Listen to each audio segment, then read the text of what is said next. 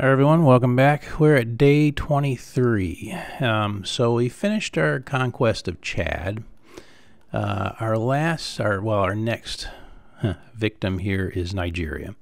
So what I've got going on is I've already got AWACS here on the building, on the border. And I was talking about AWACS before, and as you can see, this AWACS on the border, I can see that there are units in these cities, and there's nothing between me and these cities. And up here, I've got a unit in there in this city, and then one off up here in the province to the north. Now, disposition of my forces, I've got one unit here with two of my railguns, which is the secret artillery piece. Very effective against armor, and 3 infantries. And what I plan on doing is having my aircraft take out these 2 targets here and move my infantry. I'll get close enough if my aircraft haven't removed these ground units that are in this area, or these units in this area, that my artillery will engage before I enter the city. This unit here is composed of 5 infantries, National Guard, and another railgun unit. I will go after their capital. By removing their capital, I kind of undermine their morale all across the board. Their morale in all their cities will drop, which means their productions will drop. If this country is still controlled by a human, I'll make his job very difficult just by knocking out his capital. Air units, I've already got a strike unit up here on the border, 5-unit strike unit. I have got another one back here. Oh, it's a single. I'm going to move him down, join him with this, so I'll have another 5-unit strike aircraft unit. And then these helicopters I will move up to the border. I have built an airfield in this province here, which gives me good coverage here on the border. What else have I got? I've got another one of my attack units here, attack helicopter units, the secret attack helicopter units that I'll mix with the one over here. And that is where we kind of sit. Now, as another note, so in between this video and the last video, I have annexed this city down here. And what annexing does is, if you look prior to this, so a similar city as this one up here, I'm producing 534 supply units here, right? Well, this one, once I've annexed it, produces 1,379 at 69% morale. So I can bump my morale up a little bit. Well, and if we look, is it still...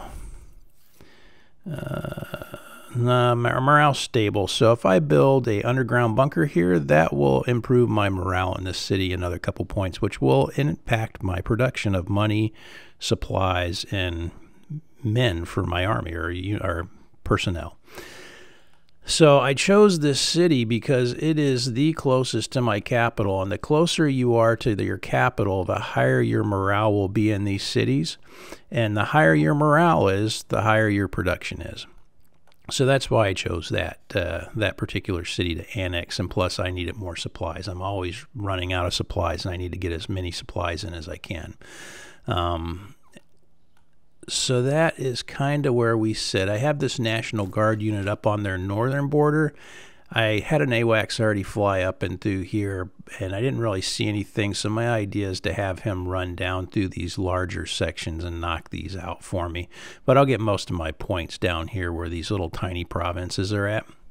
I will, once I start my invasion, which we'll do here in just a minute, I will go ahead and fly these AWACS units farther in to make sure I have a complete picture of what their disposition is. So let's go ahead. I have a research slot, so I'm researching the next level of railgun. And basically, if I look at this, this adds it so it becomes like an anti-aircraft unit where I can use it against aircraft, helicopters, and surface-to-air missiles, or sorry, surface missiles, and ships as well. So they're kind of a slow unit, but this will give me, do I have it here? Yep, I can airlift these units now, where the previous one I couldn't airlift them. They had to travel by ground, which is really slow. So I've got that running through. I think what my next, oh, I know what my next unit's going to be. I'm going to come back over here and research these guided missiles. So I need this guided missile program because this creates the warhead that I'm going to use on these missiles over here, ballistic missiles and cruise missiles. And I'm going to start creating cruise missiles because I can load these on my aircraft and attack targets with them and not actually expose my aircraft to anti-aircraft fire. So normally I'd use these are like conventional cruise missile warheads. These are chemical warheads, and these are nuclear warheads. There's a political price to pay for chemical and nuclear weapons. Generally, I think I may have used chemical weapons in a game in the past, but that's kind of infrequent, and you would have to play out the game longer before you start getting into nuclear exchanges, I think, than the normal game. So I will build these out, and then I will build these cruise missiles because they do. I mean, they're really good, especially against ships where they have really good anti-aircraft capability. You don't have to really get that close to them. You just need to launch a lot of cruise missiles at them. So I'm going to go ahead and start the research, and it takes quite a chunk to get this rolling. So that leaves me 1,800 as far as supplies. But if I continue over here on this path, creating aircraft, I don't need supplies. I'm using components. So I'm going to go ahead and pop in another aircraft unit. I'm going to fly him up to the border up here, and I'm going to fly all of these up to the border up here, along with this guy here. Now if I look, it's going to take him 1 hour and 12 minutes to get here, so the current time in the game is 11:07. He arrives at 12:20. He arrives at 13:02. Is that true? Yeah, 13:02. And he arrives at 12:05. So once they get up here, I will be able to begin my invasion of Nigeria, which I think I'm probably going to go ahead and start because it's going to take a little bit for these aircraft to get to where they're going. So I'm just going to go ahead and attack these units here in the city. And then I'm going to have him move up and attack these units in the city. I'm going to have my AWACS move up over to here. That way I can, if he can get a visual on them, I can identify those units. Now I know there's nothing between me and his capital, so I'm just going to attack up to the capital. I'm going to move up to the capital. Since I've got the railgun, if I choose attack, it'll just move up to the space and start attacking it from a distance. I want to have it move. Actually, you know what? I'm just going to have it attack the capital. That just makes life easier. Now, if this guy has like air superiority units, this could cause me some havoc here. So I need to make sure that I'm not exposing my AWACS to something that's going to be detrimental to its health. Now, so this AWACS is the one I told to move up to the capital, but he's apparently running short on fuel. They have a certain like loiter time, and so he's going back to the airbase here to refuel. It takes him 15 minutes to refuel. It'll take him a little bit get back to station. So he's going to be offline for a little bit, but I kind of already know there's nothing between me and the capital, and it's going to take him. He doesn't get to the capital until 16:20 tonight, so I'm not too worried about that. I've got this other unit that's composed of recon units, so I'm gonna just go ahead and move him up to here, one of them, and I'm gonna take the other one, and you know what, I'm gonna move him up to here, but I'm going to have him go across on the border like this. Oh, nope, I want to do a waypoint is what I'm going to do a waypoint down there. It's going to take him 6.5 hours to get to where he's going.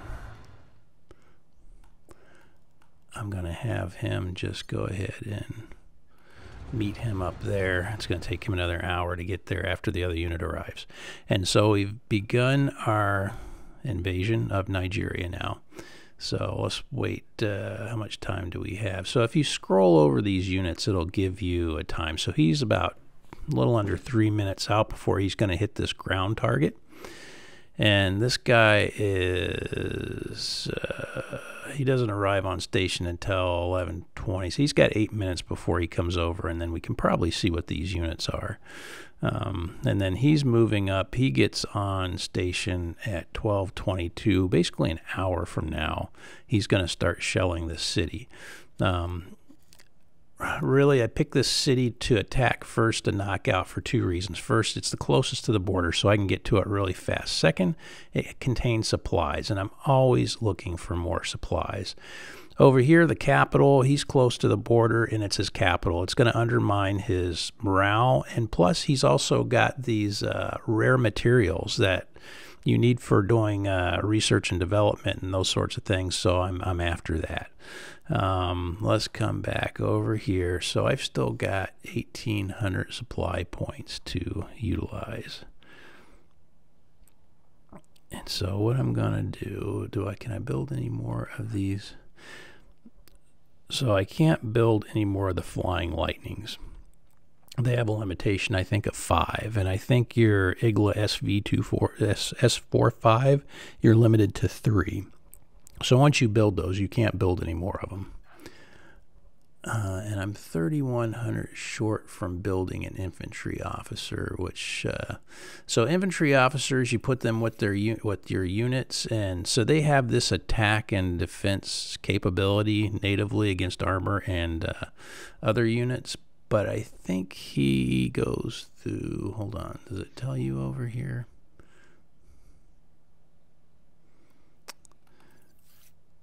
I don't see it, but I'm pretty sure that he actually, oh, I bet you, yep.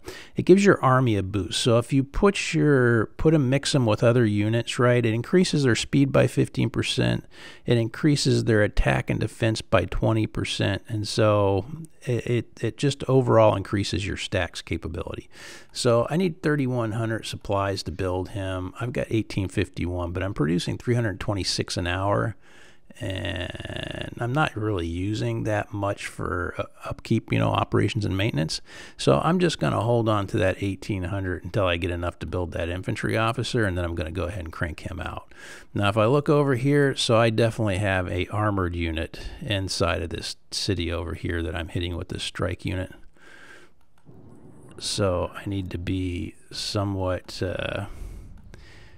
careful. If it's a recon unit, and I can look here, if I click on my aircraft unit, he's taking some damage. So there's got to be like a recon or some unit that has some organic anti-aircraft capability. I need to be kind of careful about which units I'm using. So I wouldn't send a regular helicopter gunship after him, because he's going to cause more damage. He's going to basically damage my gunship units more than they're damaging him. And so what I would do is send this elite attack helicopter unit after him. Maybe I can only build 3 of those too. That's interesting. I didn't think about that. Now you can mix these. So you can see this unit here is completely mixed up, right? You can mix these, I think, with your regular gunships and these. So they're much more effective against army. They get armor. They've got an attack rating of 10. Where your regular gunship only has an attack rating against armor at 2.5. But you could, if you had a combined stack that you were attacking, you could mix these, I think. But in this case, I think what I'm going to end up doing, I'll fly these units up, and then once he's already back, my railgun will be pretty effective against him too. I'm going to have him move back over here. So basically, I'm moving them up to a closer air base so that they have a shorter turnaround time. I can get more attacks on these units over a shorter amount of time. All right, so that's where we sit. I'll come back tomorrow. We'll take a look and see where we're at with our invasion of Nigeria. Hope you enjoyed this video. If you did, please do me a favor. Hit the like button down below. And if you'd like to see more, please click subscribe. Appreciate you watching. Take care. See you next time.